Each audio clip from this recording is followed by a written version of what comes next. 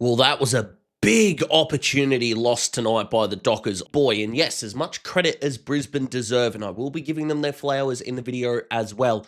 I know that the majority of this conversation is going to centre around the Dockers, and I promise you, Freo, that this is not going to be a 6, 7, 8 minute bashing of you. It really isn't. This isn't going to be a sack JL conversation. None of those things that I think, especially the Eastern media, do kind of go on with a little bit, because you've really got to sort of identify where a club and a group is in terms of their journey. How are they going to get to their next flag? And two things I feel are very true. The first one is that their biggest problem right now, the Dockers, is between the ears. It is a mental barrier, a blockage that is there that is stopping them from going to the next level from the obvious goal-kicking woes that they had. Like 8 straight behinds. I think 2 of them were rushed at that point, or maybe one of them was early on, is just not good enough. Like from there, they were relatively accurate. I'm recording this before the game's over, by the way. So, I mean, unless they've somehow tidied it up and won the game in this time, which I highly doubt. Like, by then, the damage was sort of done, but they were only the better side tonight for 20 of the first 95 minutes, right? There was that 20-minute burst in the second quarter where it was all guns blazing, and from there,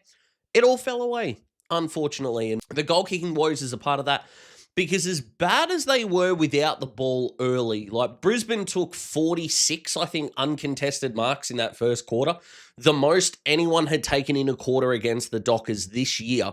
And I think it was the second most since 21, I believe. They were down by 3 goals. So it wasn't as if it was they'd got punched in the mouth and it was 60-6. And from there, you were just waiting for the response. And we got that in the second quarter. They were fantastic. They got the ball away from Brisbane. They cut off those uncontested channels. It was a kick in it at halftime. And you thought, right, one punch, reset at halftime. The first 15 minutes of this third quarter is going to tell us so much about what's happening. And what it told us is that Brisbane have a level to go to that Freo just don't. And as hopefully non-vicious as that sounds, that's just where they're at the moment. And what's kind of bugging me a little bit is that if this game was round 20 instead of round 23, I really don't think this is as big a deal. But as it stands with how close the season is, all of this is going to count. And we know how big next week against the Bulldogs is going to be. But I think there are some significant questions, theories that we can run through relatively quickly, again, without beating them with a baseball bat. Because since round 3 on the form ladder, they're still a top 3 team in the comp and could still miss out on finals. That's how nuts this is.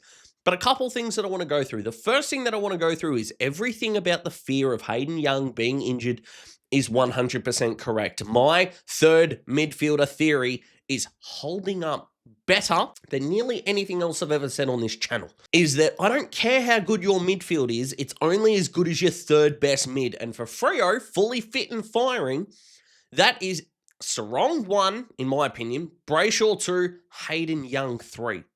And Luke Jackson is not a midfielder. He wasn't tonight. You came up against a side that lost a 2-time best and fairest winner, and it is up to you at home to decide if their third best midfielder, it's not Hugh McCluggage, by the way, is either a Norm Smith medalist or a best and fairest winner, widely regarded as the best defensive mid in the comp, or one of the more underrated players in the competition in Josh Dunkley. It's one of those two. And that's just where they were beaten, because they were smacked around tonight in the midfield. Sarong got 8 clearances at the time of recording. Awesome. Brayshaw was really quiet. I think he'd only had the 17 touches by the time that I'm sitting down to record at the moment. That's a huge problem. The other 2 players that I kind of want to go, what do you do, is Luke Ryan and Shea Bolton. Luke Ryan, as a back shoulder defender, I think is very good. But he's not UA's James Sicily. He's not that damaging by foot anymore. It's not the kick into the corridor. They've got Jordan Clark to rebound, and that's it. If Bailey Banfield was 5% a better kick of the footy, more dangerous with the footy, they'd be set. Golden. But he's just not. It's Jordan Clark, and that's it, which is a big problem, because it should be Luke Ryan. He used to be a good distributor, and it's not there anymore. And then centre forward, Shea Bolton in the first half was nowhere. Pretty much for the entire game, he was nowhere, which, again, is a shame. As someone that bought the trade, and I know that he's going to be in more games than he's not, this was not a good performance. It's too late in the year to try this, and I'm not saying it's season over for the Dockers, by the way. I'm not going to overreact that much. What I will say is that if I could make my sort of first off-season move, and let's say, because I think Freo are going to get Judd McVie, which is a big help. I wonder if it's worth trialing Michael Frederick down there. So you got Clark, McVie, and Frederick as your rebounding midfielders. Murphy Reed's not going to crack into your midfield just yet, and he's doing the amazing job he is. With another preseason, could get even better and probably should get better. Awesome. We love that. I just wonder whether that run, that dash, is such a silky kick at goal and a pretty underrated field kick. I wonder if that would be worth going through. But overall, this sucks. If you're a buyer of Freo, and I was, they were in my top 4 at the start of the year, this was a real shame. Jai Amos didn't do a lot. Patrick Voss reverse tagging Harris Andrews made sense in theory, but then the ball just stopped getting kicked to him. Didn't make any sense either. So it was a little bit sad, I suppose, in that regard. Now, Brisbane, if you're wondering, hey, where's our credit? Where's our flowers? I mean, you're the reigning premier who put the foot on the gas.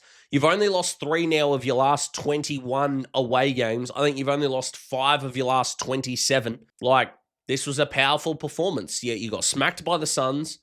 You got beaten by the Swans. You did what you did to Collingwood, and now you've got this. Like, you're just gearing up for finals. You're doing what you're doing. Like, the holy trinity in that first half was Zach Bailey, Jasper Fletcher, and my God, Jasper Fletcher, and Will Ashcroft, who were all incredible. And every single player, all of them, played a role, had a moment, shone brightly at some point. And they did what they had to do. This is the joy of being the reigning premier. This is the joy of being successful, is a win like this. A contender versus another finals contender. You're away from home. You got beaten last week at home. You did what you did in brilliant fashion, and it's kind of like, yeah, that's what they can do. It's not an insult. It's not oversight.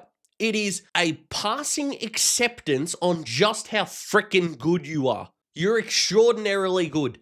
You deserve all the credit. But I just don't think a 12-minute breakdown is not going to produce anything new. You put your foot on the throat, you kicked the crap out of them in the first quarter, and then you just pounded them to death in the second half. And at your best, you're still the best team in it. Are you going to be able to produce it for the next 5 weeks? We shall see. Who knows? Making that kind of prediction, I think at this point, would be a little bit foolish. But you might have to stick around for the premiership pie for that. But they're my early thoughts on the Freo Brisbane game. Guys, what do you think? Comment below. Let me know. And also, there was another game on St Kilda and Essendon. I don't have a whole lot to say about it because it's St Kilda and Essendon, to be honest. The Bombers were brave.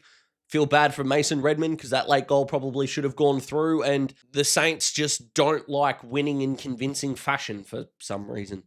So, good luck to you in that regard. Andy McGrath, though, should be a full-time midfielder. And that means that they are definitely going to need to trade either one or both of Sardis and Hobbs. They are my only thoughts on that game.